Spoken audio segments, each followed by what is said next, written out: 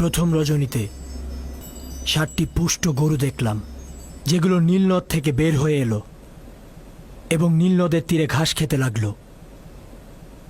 ঠিক সেই সময় নদী শুকিয়ে গেল এবং 7টি হ্যাংলা পাতলা গরু নীলনদ থেকে বের হয়ে এলো এবং নদীর তীরের গরুগুলোকে হামলা করে গিলে ফেলল। দ্বিতীয় রজনীতে গরুগুলা ছাড়াও 7টি সবুজ পুষ্ট গমের দানা দেখলাম। এরপর পরই 7টি শুকনো রোগা গমের দানা দেখলাম। সেই দানাগুলো সবুজ সতেজ ফসলগুলোকে আক্রমণ করে নষ্ট করে ফেলল। জনাব অজ্ঞামোহরের খাদেমগণ আমার খোয়াবের ব্যাখ্যা পূর্বেও শুনেছে এবং আজ পর্যন্ত সময় চেয়েছে যেন ব্যাখ্যা করতে পারে। এখন কি আমার খোয়াবের ব্যাখ্যা বলবেন?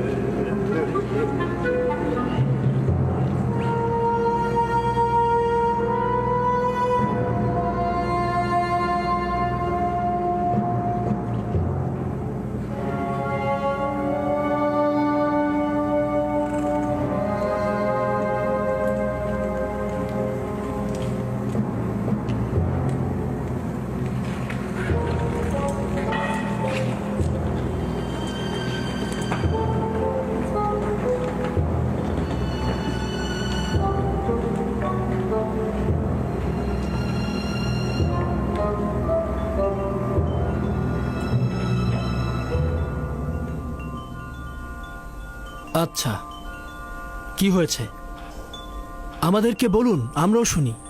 আমি অসংখ্যবার তালাশ করেছি, নক্ষত্র ও তারাপুঞ্জিদের অবস্থান নির্ণয় করেছি, মৃতের আত্মরাত অন্বেষণ করেছি, শয়তান ও প্রেতাত্মাদের সহযোগিতা কামনা করেছি যেন আপনার খোয়াবের ব্যাখ্যা করতে পারি, কিন্তু এমন কোনো খোয়াব নেই যেগুলি আমরা ব্যাখ্যা করতে সক্ষম হইনি, কিন্তু আপনার খোয়াব একেবারেই ভিন্ন।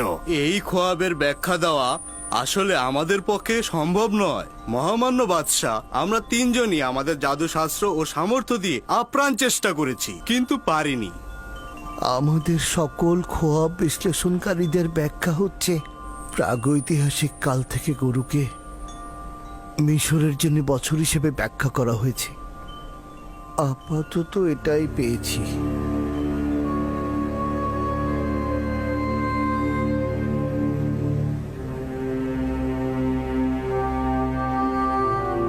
বছর?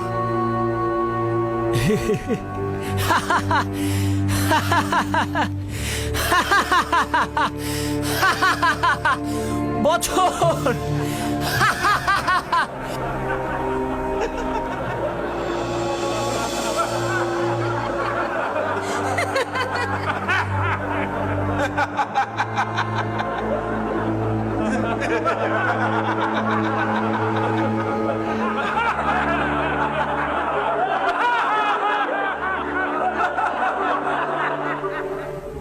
পাহাড় খুঁড়ে ইঁদুর বের হয়েছে আর নীলনদ থেকে মশার জন্ম হয়েছে।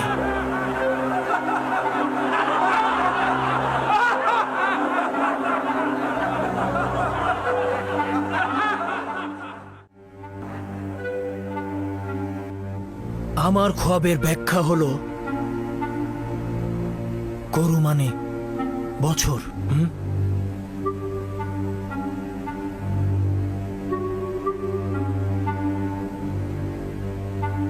আচ্ছা ইউজারসিফ, এবার তুমি বলো, তোমার খবের ব্যাখ্যা দেওয়ার পালা। ব্যাখ্যা নয় আলী জনাব, আমি আপনার খোয়াব রূপান্তর করে বলতে চাই।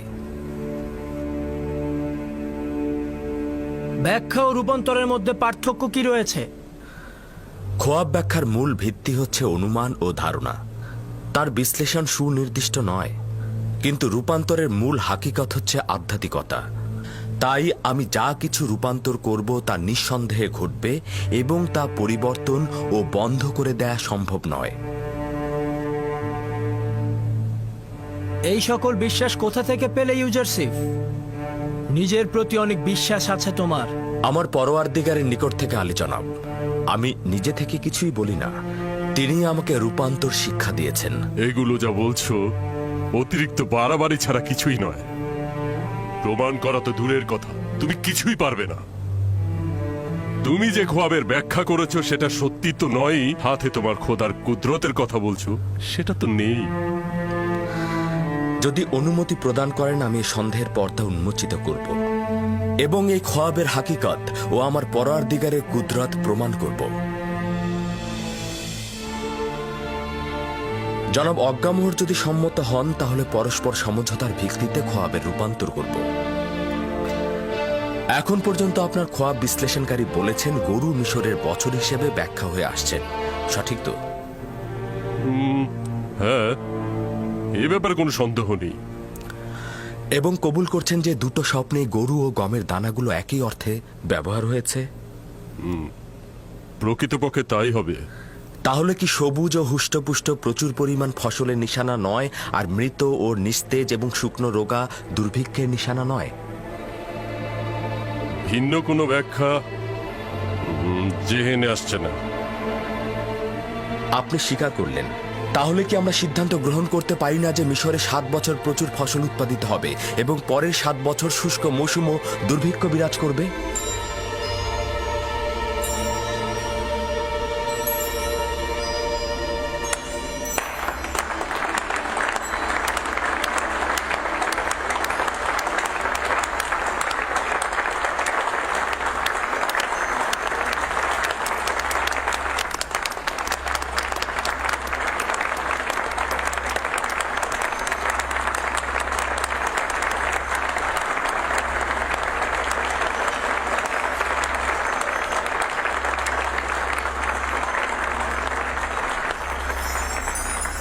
সাবাস সাবাস ইউজারসিফ, এটি আমার খোয়াবের সর্বোত্তম এবং নিকটতম ব্যাখ্যা। এটাই সঠিক ব্যাখ্যা। জওয়ান ইউজারসিফ সঠিক ব্যাখ্যাই করেছেন।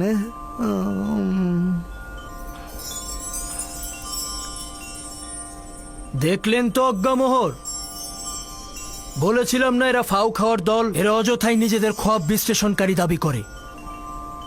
এরা সবকিছু নিজেদের উদ্ভট কল্পনা থেকে বলে থাকে, যেই সব বিশ্লেষণ কখনোই কারো উপকারে আসে না। আপাত দৃষ্টিতে এই ব্যাখ্যা সঠিক, কিন্তু ব্যাখ্যার বাস্তবতা সঠিকভাবে বাস্তবায়ন হবে না। বিষয়টির ব্যাপারে যথেষ্ট সন্দেহ রয়েছে। এখন পর্যন্ত কেউ শুনেছেন যে পবিত্র নীল নদের সেচের পানির কাজে কোনো ব্যাঘাত ঘটেছে?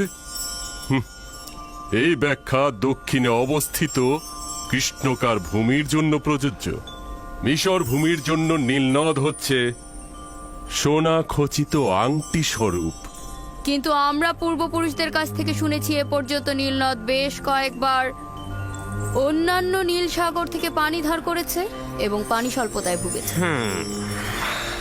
যদি ধরেও নেই যে ইউজারসিফের খোয়াব ব্যাখ্যা সঠিক নয়, তারপরও ভবিষ্যতের কথা চিন্তা করে আমাদের আরেকটু সাবধানী হওয়াটাই বুদ্ধিমানের কাজ হবে। এই ব্যাখ্যা থেকে বোঝা যাচ্ছে ভবিষ্যতে মিশরে বড় ধরনের বিপর্যয় নেমে আসবে। সমাধানের পথটা কি? উত্তম হচ্ছে 7 বছর প্রচুর পরিমাণে ফসল উৎপাদন করবেন এবং সঞ্চয় করবেন, এবং এই ফসল দুর্ভিক্ষে 7 বছর খরচ করবেন এবং জনগণকে নাজাত দেবেন। সাবাস, সাবাস হাকিম ইউজারসিফ, সমাধানের পথ ও খোয়াবের ব্যাখ্যার মতন সঠিক। তার মানে আপনি একটি খোয়াবের পেছনে রাজ্যের 14 বছর ব্যয় করবেন? আপনি কি এর থেকে উত্তম পথ জানেন? ধরে নিন এটি সম্ভাব্য বিপদ। সম্ভাব্য বিপদের জন্য কি মুক্তির পথ তালাশ করা উচিত নয়? কেন নয়? কিন্তু লক্ষ্য রাখা উচিত 14 বছর একটি জাতি তার মূল্যবান সময় একটি খোয়াবের ব্যাখ্যার জন্য ধ্বংস করে দেবে এবং রাজ্যের সকল মূলধন নিয়ে উদ্ভট সব বিপদের সঙ্গে সংগ্রাম করবে মহামান্য বাদশাহ। আমার বিবেক বলছে যে ভবিষ্যতের জন্য সতর্ক হওয়াই উচিত।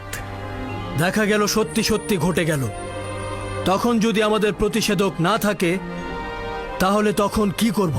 যেহেতু আমরা ভবিষ্যৎ জানতে পারলাম, এখন আমাদের সতর্ক হতে হবে। এখন যেহেতু সমাধানের পথ পেয়েছি, এই ভয়াবহ বিপদ আমরা মোকাবেলা করতে পারবো।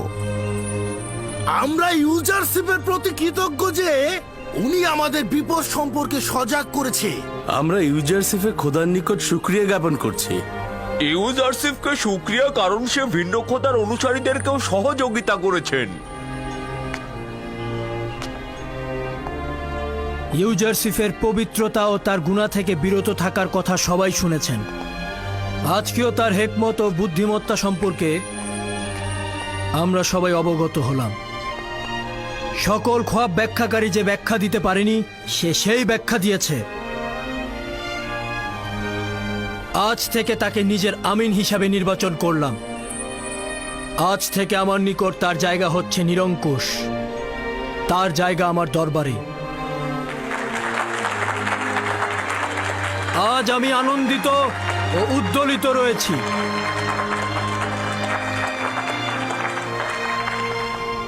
আমি চাইছি না এই খুশি তোমার খোয়াব ব্যাখ্যাকারীদের শাস্তি দিয়ে ক্রোধে রূপান্তরিত হোক। আজ মিশরের খাদেমদের এবং তাদের খোয়াব ব্যাখ্যাকারীদের অক্ষমতা আপনাদের সকলের সামনে প্রকাশিত হলো এবং আপনারা দেখলেন যে আমুন খোদার চাইতো শক্তিশালী খোদা রয়েছে।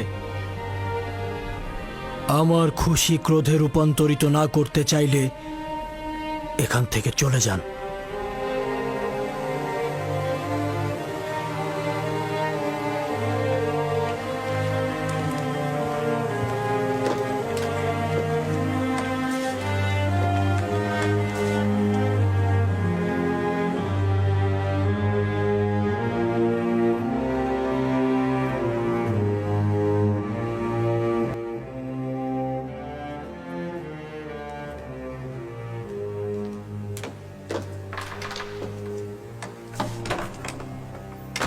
পুরা আহাম্মক একজন।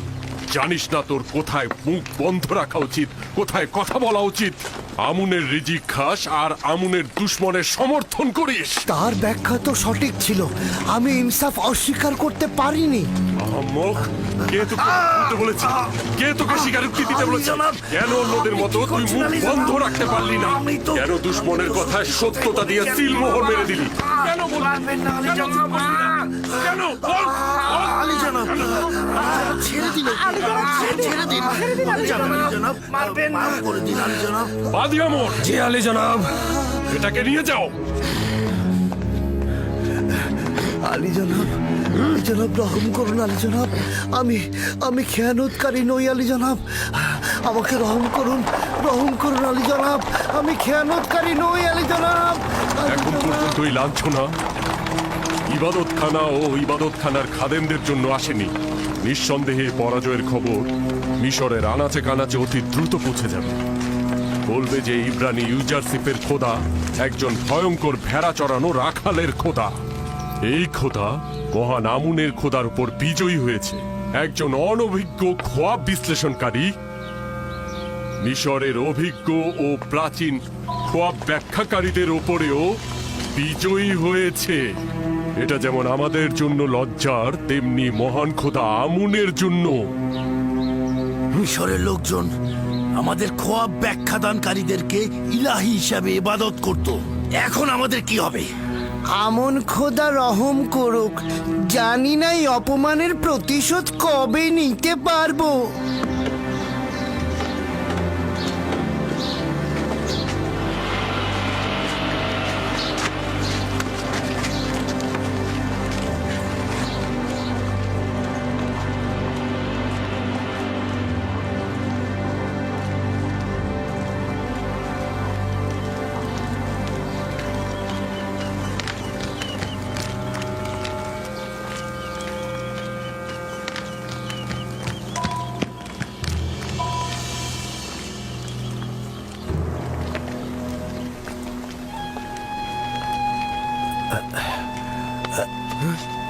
আমাকে ক্ষমা করবে, তুমি কি রাজমহলের কাজে নিযুক্ত? তুমি কি চাও? ইউসুফ, দুঃখিত, ইউজারশিপ। তো তুমি কি ইউজারশিপকে চেনো? তাকে কি দরকার? সে কি এখন এই রাজমহলে আছে? মনে হয় আছেন। আমি আমি আমি তার একজন বন্ধু। তুমি ইউজারশিপের বন্ধু? হ্যাঁ, আমি আমি মালিক ইবনে জার। ইউজারশিপকে বলবে যে মালিক 20 বছর ধরে তার জন্য অপেক্ষা করছে।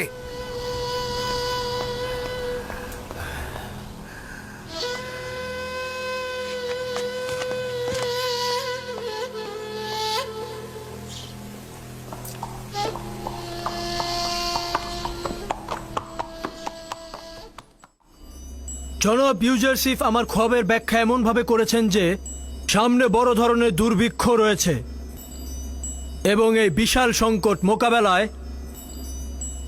অর্থমন্ত্রীর দায়িত্ব এমন কাউকে দেওয়া উচিত যিনি বিশ্বস্ত ও নেককার হবেন এবং প্রজ্ঞাবান হবেন। আপনারা মিশরের গণ্যমান্য ব্যক্তিগণ এমন কাউকে কি চেনেন?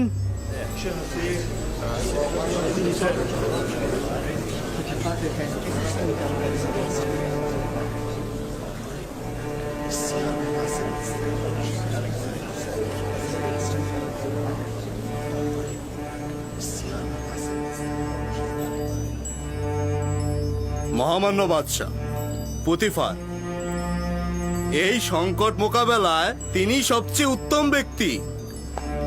পুতিফার অত্যন্ত অসুস্থ এবং এই কঠিন কাজ সম্পাদন করা তার জন্য মুশকিল হবে। আলী জনাব, আমার মনে হয় রাজমহলের নিরাপত্তা প্রধান হরেন হবি এই কাজের জন্য সবচাইতে উপযুক্ত হবে। হরেন হোপ অনেক সামর্থ্য রাখেন, কিন্তু তার সকল সামর্থ্য লস্কর পরিচালনা করায়, কৃষি মন্ত্রণালয় পরিচালনায় নয়। হে ইউসুফ, এই কঠিন দায়িত্ব পরিচালনার ভার তোমার কাঁধে। এটি গ্রহণ করো। খোদাবান্দের ইচ্ছা এটাই যে মিশরে তোমার ক্ষমতা প্রতিষ্ঠিত করবে। মহামান্য বাদশাহ, এই আজিফা আমার উপরে ন্যস্ত করুন। আমাকে মিশরের অর্থ মন্ত্রণালয় এবং কৃষি মন্ত্রণালয়ের দায়িত্ব প্রদান করুন। আমি একদিকে যেমন মানুষের সম্পদ ও প্রধান খাদ্যশস্যগুলো হেফাজত করব এবং অন্যদিকে এই খোয়াবের ব্যাখ্যার আলোকে আমি আগামী দিনের কর্মপরিকল্পনা ঠিক করে নেব।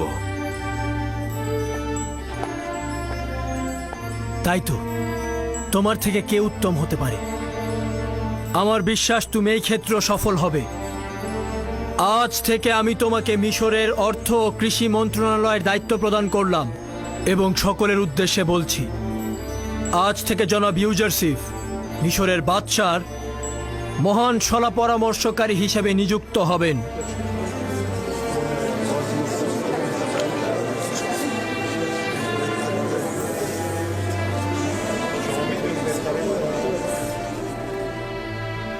জোয়ানটি আমার অপরিচিত, কিন্তু সে বেশ জ্ঞানী। আচ্ছা, কিন্তু তোমার কি মনে হয় এই যুবক সেরকম কঠিন কাজ করতে পারবে? তা জানি না। তোমাদের কি মনে হয় তার খোদা কি আমাদের খোদাগণের চেয়েও মহান আর শক্তিশালী? আমার কিন্তু তাই মনে হয়। দেখলে না কিভাবে অকমহর ও ইবাদত খানের খাদেমরা পরাজয় স্বীকার করলো? তবে যাই বলো না কেন, মিশরে অভিজাত সম্প্রদায় থাকতে একজন ভিনদেশীকে নির্বাচিত করা লজ্জায় মাথা কাটার অবস্থা। আপনারা মিশরের সম্ভ্রান্ত ব্যক্তিগণ জানেন যে সাধারণ জনগণের কাছে খব বিশ্লেষণকারীগণ কতটা পদমর্যাদার অধিকারী, এবং যে কেউ এই মাকামে পৌঁছাতে পারে না। উনি যে নজির আমাদের সবাইকে দেখিয়েছেন তা সবাই দেখাতে পারে না।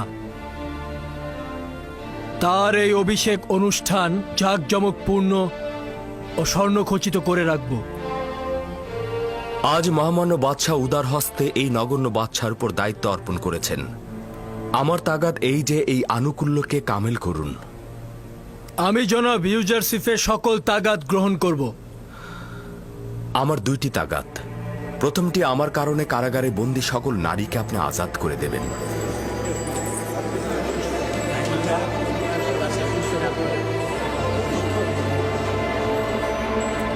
এবং দ্বিতীয়টি, জাভিরা সকল কারাবন্দীকে আপনি মুক্ত করে দিন। আমি তাদের সঠিক ও সুন্দর আচরণের জিম্মেদার হলাম। আমরা আপনার কারণে ওই নারীদের কারাগারে বন্দী করেছি। যদি আপনি চান তবে আজাদ হবে, কিন্তু আপনি ভুলে গেছেন এই জুলেখার কারণে আপনি বছরের পর বছর কারাগারে কাটিয়েছেন। জি মহামান্য বাদশাহ, আমি সবকিছু ভুলে যেতে চেষ্টা করছি। আপনি বছরের পর বছর জুলেখার কারণে হাজতে ছিলেন। সে একজন খেয়ানতকারী নারী, তার অবশ্যই শাস্তি পাওয়া উচিত। আমি প্রতিশোধ নিতে সৃষ্টি হইনি আমার বানু।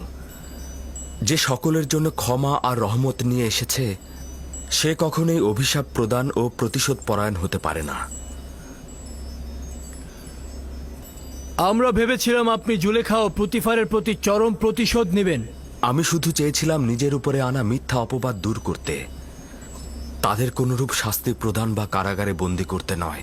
এছাড়া নিষ্পাপ কারাবন্দীদের আজাদ করার প্রার্থনাও আমি করেছি। জাভিরার বন্দীদের আজাদ করা ঠিক হবে না, তারা তো বিপজ্জনক। তারা আমুন ও মিশরের হুকুমতের বিরোধী। আমি চাই না তাদের মুক্তি দিয়ে রাজ্যে বিশৃঙ্খলা ডেকে নিয়ে আসতে। আমি বছরের পর বছর তাদের সঙ্গে থেকেছি। আমি তাদের চরিত্র ও ভালো ব্যবহারের জিম্মাদার হলাম। তারা এখন আর জেলখানায় থাকার মতো নয়। অধিকার তোমার হাতে। তুমি আজকে ফরমান দেওয়ার হক রাখো এবং তোমার সিদ্ধান্ত বাস্তবায়নে প্রতিনিধিদের বাধ্য করতে পারো। আদেশ দাও যেন তারা আজাদ হয়। শুকরিয়া জ্ঞাপন করছে আলী জনাব।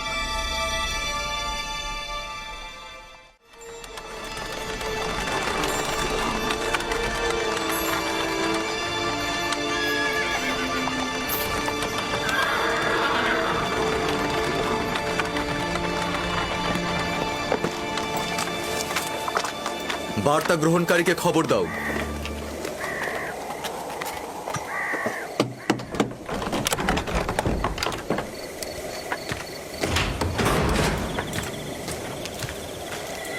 দরুদ আপনার উপর সেনাপতি তক্রুতা। দরুদ, এটি সেনাপতি জনাব হোরেন হোবের পক্ষ থেকে। এই চিঠি কার জন্য? জেলখানার প্রধান জনাব কিদামুনের। আমুন তোমার হেফাজত করুক। ঠিক আছে।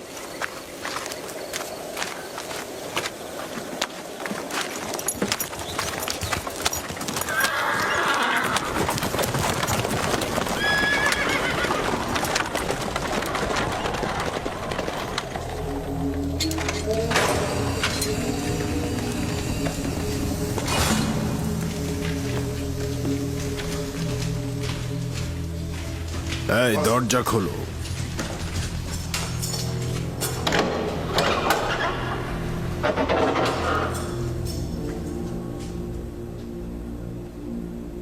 সবাই শোনো, আমার নিকটে এসো।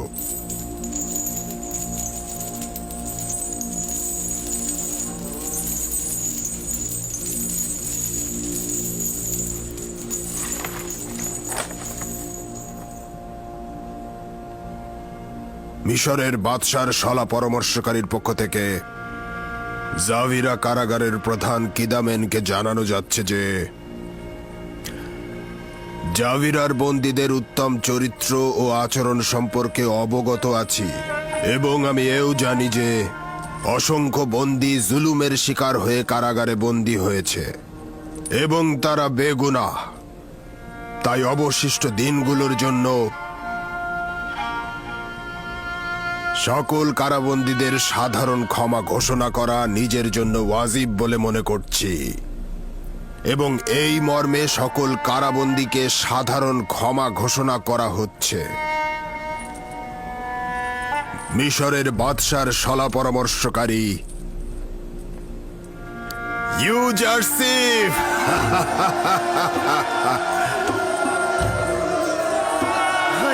আমরা আজাদ হয়েছি।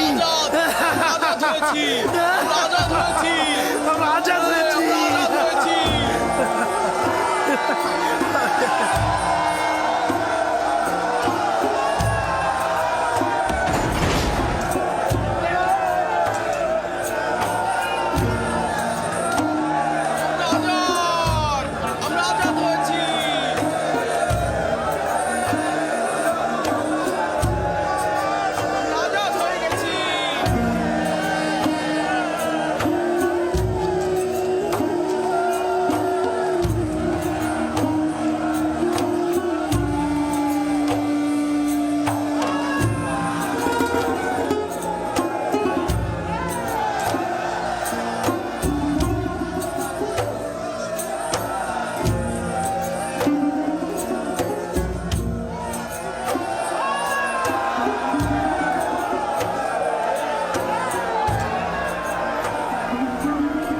ইউজারশিপকে ছাড়া জামিরা কারাগার বিষাদময়। আমিও যদি এদের মতো আজাদ হতে পারতাম, তাহলে আমিও ইউজারশিপের সাথে মিলিত হতাম।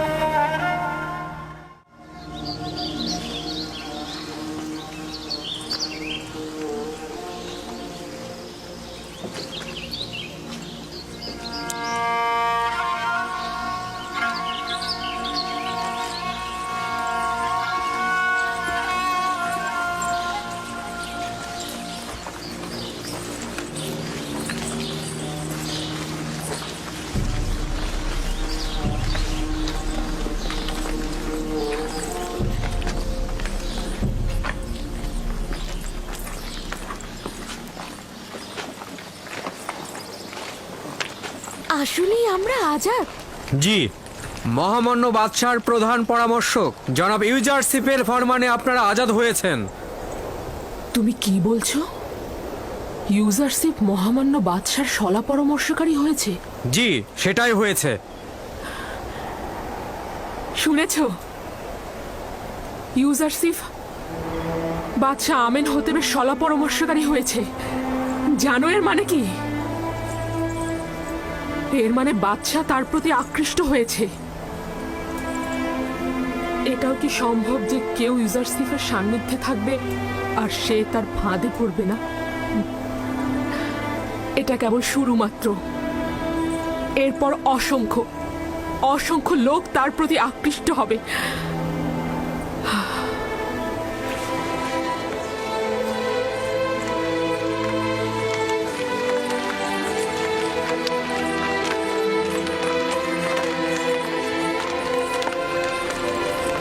এখানে কোনো পালকি নেই জুলেখা, পায়ে হেঁটেই যেতে হবে।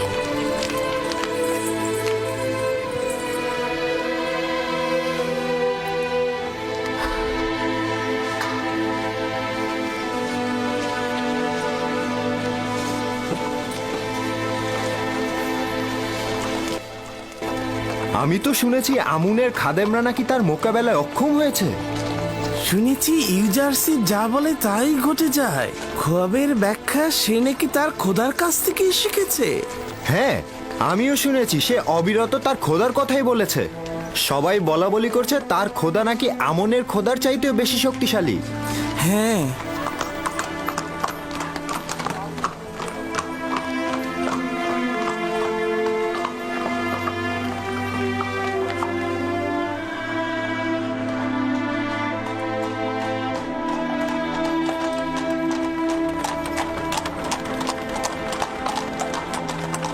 অজ্ঞামহর সেদিন খুবই অসন্তুষ্ট হয়েছিল।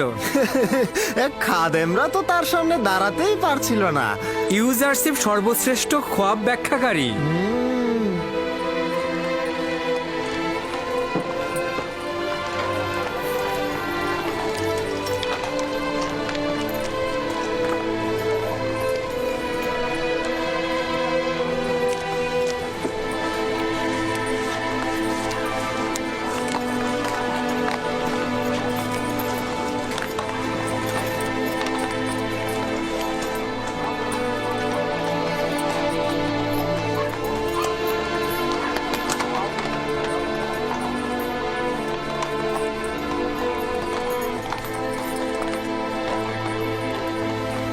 সে বলেছে 7 বছর অফুরন্ত নেয়ামতের বৃষ্টি এবং 7 বছর দুর্ভিক্ষ থাকবে। ভবিষ্যতের কথা ভাবা উচিত। দুর্ভিক্ষ তো আসবেই। কিন্তু তার কথা কি সত্যি হবে? ওইখানে বলা বলি হচ্ছিল ইউজারশিপ খোয়াবের ব্যাখ্যায় ভুল করে না, আর বিবেকবানরাও কিন্তু হুঁশিয়ার হওয়া থেকে বিরত থাকে না। যদি ইউজারশিপ এই খোয়াবের ব্যাখ্যা করে থাকে তবে নিঃসন্দেহে এই ঘটনা ঘটবে।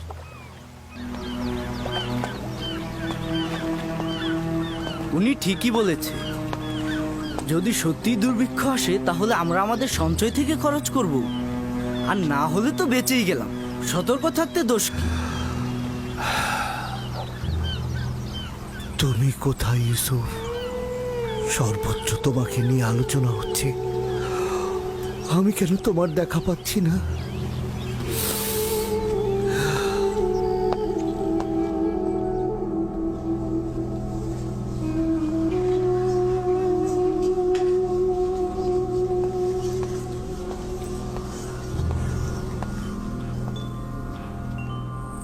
আমাকে ডেকেছেন?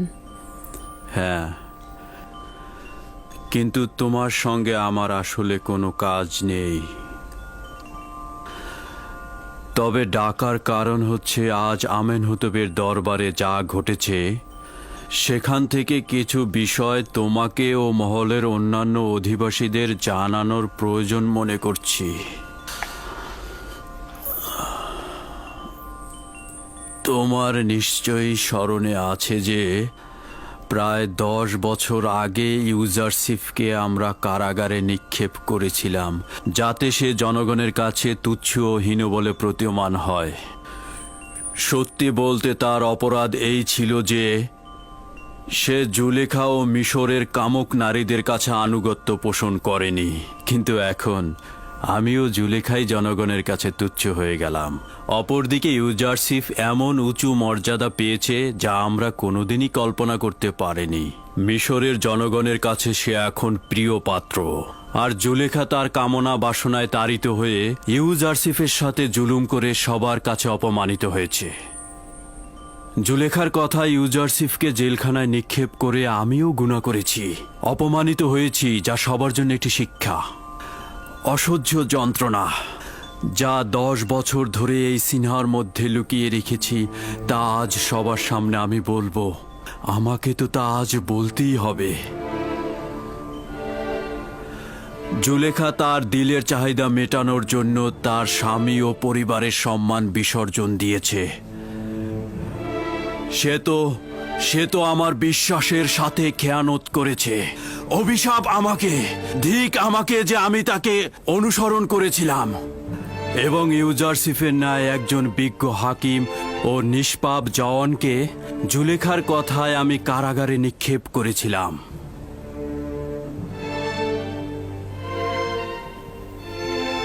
আমি নিজের গুনাহ স্বীকার করেছি, কিন্তু ইউজারশিপ, তার সম্পর্কে আপনার অনুমোদন ও বর্ণনা অনুযায়ী বলা যেতে পারে যে আমি নিচু জাতের কোনো ইনসানের সাথে প্রেম বন্ধনে লিপ্ত হইনি। তুমি তোমার অশ্লীল কথাগুলো উপলব্ধি করছো না। তোমার কথার তাফসির হচ্ছে এই যে স্বামীর চাইতে উত্তম কাউকে পাওয়া গেলে বিশ্বাসের খেয়ানত করা বৈধ এবং নিজের লালসা পূর্ণ করার জন্য সবকিছু ধ্বংস করে দেয়া যায়। অভিশাপ জুলেখার মতো কামনা বাসনার অধিকারী নারীদের উপর এবং অভিশাপ আমার মতো পুরুষের উপর, যে কিনা জুলেখার পাপকে ঢাকতে একজন নির্দোষ যুবককে জেলে পাঠায়।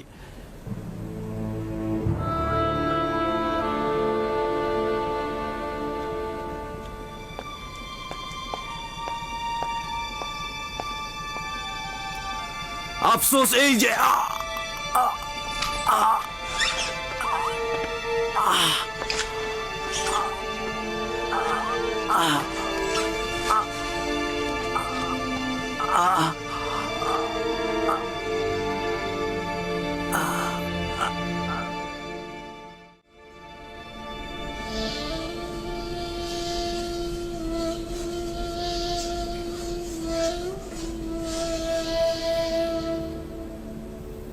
মেনি সাবু।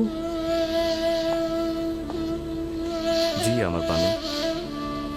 জানিস ইউজারশিপ কারাগার থেকে আজাদ হয়েছে? আমি আমি আমি তার আজাদের সময় এখানে ছিলাম বানু। জানিস সে এখন মিশরের অর্থমন্ত্রী এবং বাদশার শ্রেষ্ঠ শলা পরামর্শক হয়েছে? অবগত আছি আমার বানু। সে তার নিজের আজাদের পর সকল কারাবন্দীদের আজাদ করেছে। ইউজারসিফের কাছ থেকে এর ব্যতীত আর কি আশা করা যায় বানু? মিশরের খেয়ানতকারী নারীদেরও তার পক্ষ থেকে আজাদ করা হয়েছে। অন্য কেউ থাকলে এভাবে আজাদ করে দিত না। সে এখন তোকেও আজাদ দেখতে চায়।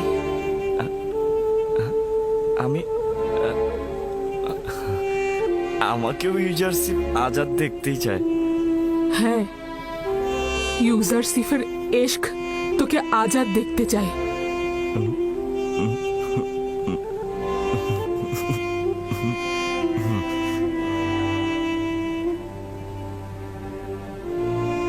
এখন থেকে তুই আজাদ এবং ইউজারসিফের নিকট যেতে পারিস। জোলেখা কি ইউজারসিফের মতো হতে পারে না এবং তার মতো ক্ষমাশীল এবং মহানুভব হতে পারে না?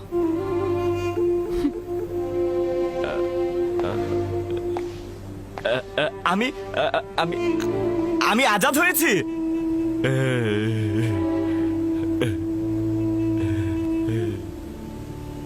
আমি আজাদ হয়ে গেছি।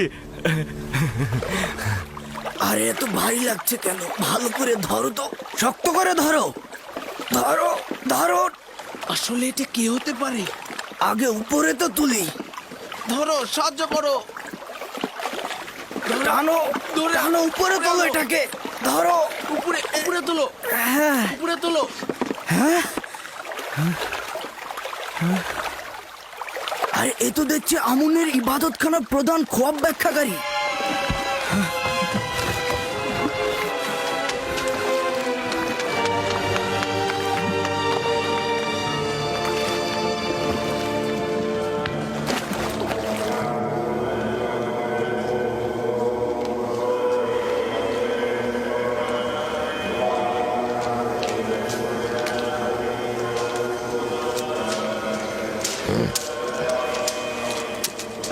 যদি আবারও এই কাজে দরকার হয় তবে আপনার খেদমতে হাজির হয়ে যাব। আমাকে একটু বলবেন জনাব পদে আমন কোথায়?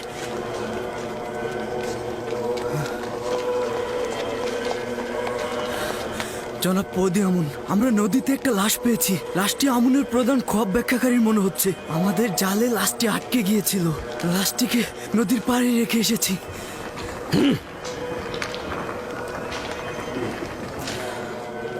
তুমি এখন এই জেলের সঙ্গে যাবে। নদীতে একটি লাশ পাওয়া গেছে, ওটা আমাদের প্রধান খোয়াব ব্যাখ্যাকারীর বলে মনে করছে।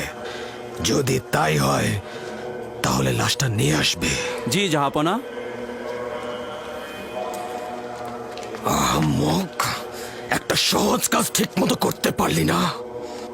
জনাব সেনাপতি, যেখানে ওর দেহটাকে ফেলেছি সেখানে অনেক তিমি মাছ ছিল। তাহলে কেন জেটির কাছে এসে পেশে উঠলো? যদি তার মৃত্যুর তাই ইবাদতখানার উপরে আসে তাহলে তোকে দোষী বানাবো। আর এটাও জেনে রাখ, আর একবার যদি এরকম ভুল করিস তাহলে তোর লাশ জেটির ওখানে ভেসে উঠবে। আমি তো আমার কাজটা ঠিকভাবেই করেছিলাম, কিন্তু জানি না কেন এমন হলো। চলে যা, কেউ তোকে দেখে ফেলার আগেই নিজেকে কোথাও লুকিয়ে ফেল। দাঁড়িয়ে আছিস কেন? বললাম না এখান থেকে চলে যা।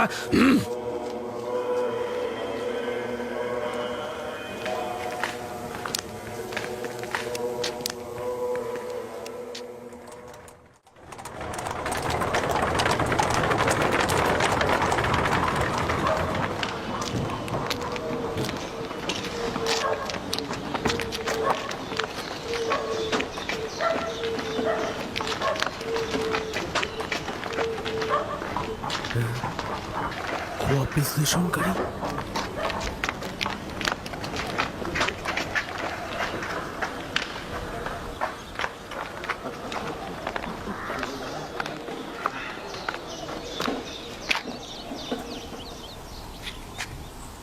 এই, তুই সাক্ষী রানুস না? আমেন হতেবে সাক্ষী। তুমিও সম্ভবত নীলিফার গুপ্তা, সঠিক বলেছি? তোর বন্ধু ইউজারশিপ এখন কি করছে? ভালো আছে। তাকে কি দরকার? তার সঙ্গে অনেক কাজ রয়েছে, আমার দিল চাচ্ছে তার সঙ্গে দেখা করতে।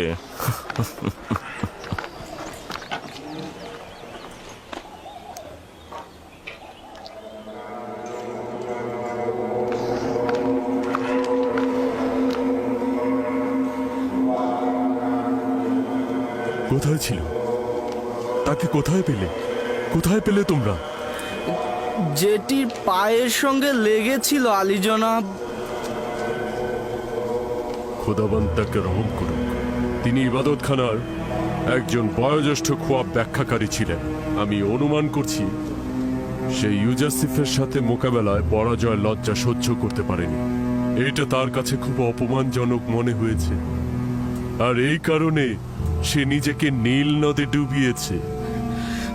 তার মতো একজন বয়োজ্যেষ্ঠ খোয়াব ব্যাখ্যাকারীর পক্ষে এটা মেনে নেওয়া খুবই কষ্টের ছিল যে মহামান্য বাদশার খোয়াব ব্যাখ্যায় তিনি ব্যর্থ হয়েছেন, আর সেই জন্যই তিনি আত্মহত্যা করেছেন।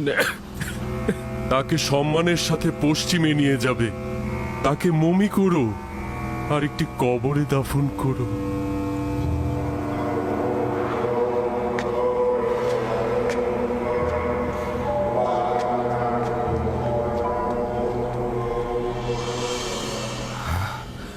তুমি নিশ্চিত যে তাকে হত্যা করা হয়েছে? এটাতে কোনো সন্দেহ নেই। গতকাল তাকে পাদিয়ামন গ্রেপ্তার করে নিয়ে গেল এবং আজকেই তার লাশ নদীর ধারে পাওয়া গেল। এবং নিনিফার গুপ্তাকে দেখলাম লাশের দিকে তাকিয়ে হাসছে। আমি নিশ্চিত এটা তারই কাজ। যদি দেখতেন গতকাল খোয়াব বিশ্লেষণকারী গ্রেপ্তারের সময় কতটা কাকুতি মিনতি করছিল। সেই বয়োজ্যেষ্ঠ খোয়াব ব্যাখ্যাকারী গ্রেফতারের সময় কত কাকুতি মিনতি করছিল। জনাব অজ্ঞামহরও সেখানে ছিলেন, কিন্তু তিনি তাকে ক্ষমাই করলেন না। তারা তাদের স্বার্থ উদ্ধারের জন্য এমনকি নিজেদের লোকজনের উপরও রহম করে না। অজ্ঞামহর এবং ইবাদত খানার খাদেমগণেরা সব ধরনের অপরাধের কাজে লিপ্ত রয়েছে। খোদাবন্দ সকল কিছুই দেখছে, তারা অবশ্যই তাদের এই গুনার শাস্তি পাবে। অজ্ঞামহর ইবাদত খানার জন্য খাস আইন জারি করেছে, সেখানে কেউ হস্তক্ষেপ করে না। যদি আমার খোদাবন্দ আমাকে সাহায্য করে তো এই সকল স্বেচ্ছাচারিতার মূল অবশ্যই আমি উপড়ে ফেলবো। আপনি নিজের দিকে খেয়াল রাখবেন। আমার খোদাবন্দ আমার সঙ্গে রয়েছে, আমার কোনো ক্ষতি হবে না, কিন্তু তুমি অবশ্যই তাদের অপরাধ সর্বত্র ফাঁস করে দাও, যাতে খাদেমরা এটা গোপন করতে না পারে। নীলিফার কোপ্তার দিকে নজর রাখবে। সে ভয়ঙ্কর লোক, যদি আজাদ থাকে তবে অপরাধ করবেই।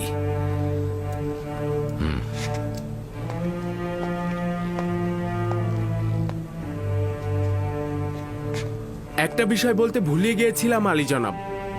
কিছুদিন পূর্বে একজন বয়োজ্যেষ্ঠ লোক, যে কিনা মিশরের আদিবাসী নয়, সে আপনাকে খোঁজ করছিল। তার নাম বলেনি? হ্যাঁ বলেছিল, কি জানি নাম, মালেক। মালেক, হ্যাঁ মালেক। আবার মালিক ইবনে জার নয় তো? কেন নয়, মালিক ইবনে জার, সেই বলেছিল। এটা কি করে সম্ভব? বলেছিল 20 বছরের অধিক সময় ধরে আপনার জন্য অপেক্ষা করছে। খুঁজে বের করো, তাকে খুঁজে বের করো। যেখান থেকে পারো তাকে খুঁজে বের করে আমার কাছে নিয়ে এসো। যাও। অবশ্যই আলী জনাব। খোদা হাফেজ। খোদা হাফেজ।